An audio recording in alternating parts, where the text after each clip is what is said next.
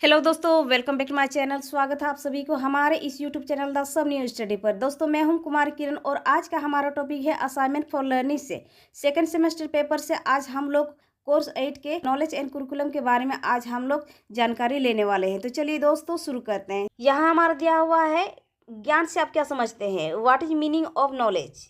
अर्थ में हमारा दिया हुआ है ज्ञान शब्द संस्कृत के ज्ञा धातु में अ प्रत्यय लगाने से बनता है, जिसका अर्थ होता है जानना, जिसे अंग्रेजी भाषा के नॉलेज शब्द का हिंदी रूपांतरण है, जिसे टू नो कहा जाता है।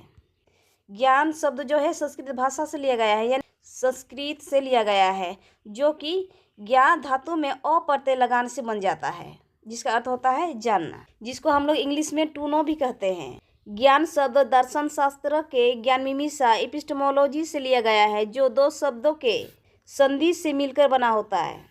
इपिस्टेमोलॉजी के योग से हमारा बनता है इपिस्टेमोलॉजी, जिसको हम लोग बोल सकते हैं ज्ञान का विज्ञान। यहाँ हमारा दिया हुआ है इस प्रकार इपिस्टेमोलॉजी का अर्थ होता है ज्ञान का विज्ञान। इपिस्टेमोलॉजी का हमारा अर्थ होता है ज्ञान का विज्ञान। नेक्स्ट हम लोग देखते हैं ज्ञान शब्द प्रज्ञा, ज्ञाता और ज्ञेय के पारंपरिक संबंध से ज्ञान की उत्पत्ति की जाती है।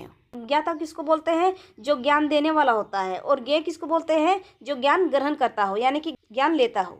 ज्ञाता और ज्ञेय दोनों रहेंगे तो ही हमारा ज्ञान की उत्पत्ति की जा सकती है। अतः प्रत्येक ज्ञान के ज्ञाता और ज्ञेय होता है। अभी अभी हम लोगों ने बात की, ज्ञाता का मतलब होता है ज्ञान देने वाला और ज्ञेय का मतलब होता है ज्ञान लेने वाला। प्रत्येक ज्ञान में उन दोनों की आवश्यकता होती है। और जब ज्ञाता का ज्ञेय के 5 इंद्रियों के माध्यम से संपर्क होता है, 5 इंद्रियां हम लोग बोल सकते हैं आँख, नाक, कान, जीभ और त्वचा। ये हमारे 5 इंद्रियां जो है हम लोग को सुन के, देख के, समझ के, या किसी भी चीज़ के बारे में हम लोग को जानकारी होती है तो हम लोग को या तो देखते हैं, या तो हम तो सुनते हैं, या फिर हम लोग को जीभ से, यानी कि हम लोग जीभ के माध्यम से भी हम लोग उसके बारे में जानकारी ले सकते हैं। बहुत सारे ऐसे चीज़ होते हैं जो हमें दिखाई नहीं देता, जैसे हवा, कोई भी गंध नाक से हम लोग उसकी इसमें पहचान सकते हैं। त्वचा से, जैसे हमें गर्मी लग रही हो, सर्दी लग रही है, ये हमें त्वचा से हम लोग को इसकी जानकारी मिलती है।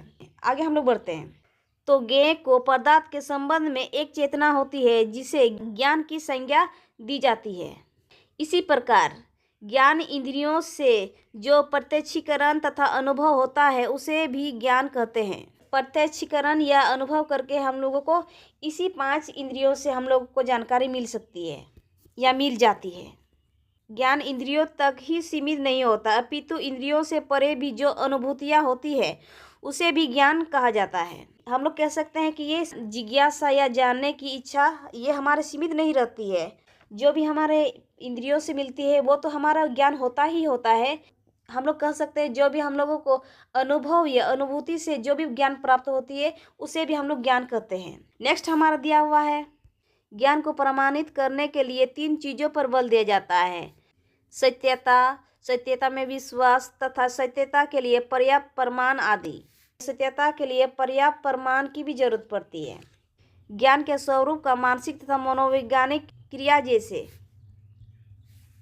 जानना, करना और अनुभूति करना मानते हैं। हम लोग कह सकते हैं जो भी हमारा मानसिक और मनोवैज्ञानिक क्रिया होते हैं वो हमारा जानना भी हो सकता है, करना भी हो सकता है, और अनुभूति करना भी हम लोग मान सकते हैं। ये सभी हमारे ज्ञान की क्रियाएं होती हैं। अब हम लोग देखते हैं ज्ञान की परिभाषाएं, definition of knowledge. Professor Russell के द्वारा क्या परिभाषाएं निकाली गई है उसके बारे में देखते हैं। यहाँ हमारा दिया हुआ ज्ञान वह है जो मनुष्य के मन को प्रकाशित करता है। ये सत्य है दोस्तों, ज्ञान एक ऐसी दीपक है जो हमारे अंधेरे जीवन को उजागर कर सकती है। प्लेटो के अनुसार हमारा दिया हुआ है विचारों के दैवीय व्यवस्था और आत्मा परमात्मा के स्वरूप को जानना ही सच्चा ज्ञान है। हम लोग कह सकते हैं उसके अनुसार यही दिया गया है, पहले अपने आत्मा को जानो, इसके बाद दूसरे का आत्मा को जानेंगे, यानी कि पहले अपने आप को समझो जानो, इसके बाद दूसरे के बारे में फैसला लेना, यानी दूसरे के बारे में, बाकी हम बाद में दूसरे के बारे में हम लोग सोचेंगे। अगर हम लोग अपने आप को पहचान लेते हैं तो हम लोग दूसरे को भी पहचान सकते हैं। नेक्स्ट हमारा दिया हुआ है बौद्ध दर्शन के अनुसार हमारा दिया हुआ है ज्ञान वह है जो मनुष्य को सांसारिक दुखों से छुटकारा दिलाए। हम लोग कह सकते हैं बौद्ध के अनुसार हमारा यही दिया हुआ है कि ज्ञान के माध्यम से हम लोग सांसारिक दुखों से छुटकारा पा सकते हैं। हंस के अनुसार हमारा दिया हुआ है ज्ञान ही शक्ति है, जिसके पास ज्ञान रहेगा वो ही बलवान होता है। सामने वाले को अपने ज्ञान से, अपने बुद्धि से सामने वाले को हरा सकते हैं। नेक्स्ट हमारा दिया हुआ सुक्रांत के अनुसार, सुक्रांत के अनुसार हमारा दिया हुआ है ज्ञान सर्वोच्च सद्गुण है। ज्ञान जो है सर्वोच्च सद्गुण है, यानी सबसे ऊपर वाला यही गुण है। जिसके पास ज्ञान है वही सर्वोच्च सद्गुण वाला व्यक्ति कहलाता है। चलिए दोस्तों, आज हम लोग यहीं तक रखते हैं, फिर मिलेंगे अगले टॉपिक के साथ। दोस्तों, उम्मीद है आपको यह वीडियो पसंद आया होगा। वीडियो पसंद आए तो वीडियो को लाइक और चैनल को सब्सक्राइब जरूर कर दें। साथ ही बेल आइकन को भी प्रेस कर दीजिएगा ताकि आने वाले नए वीडियो की नोटिफिकेशन आप तक जल्द से जल्द पहुंच सके। Thanks for watching this video.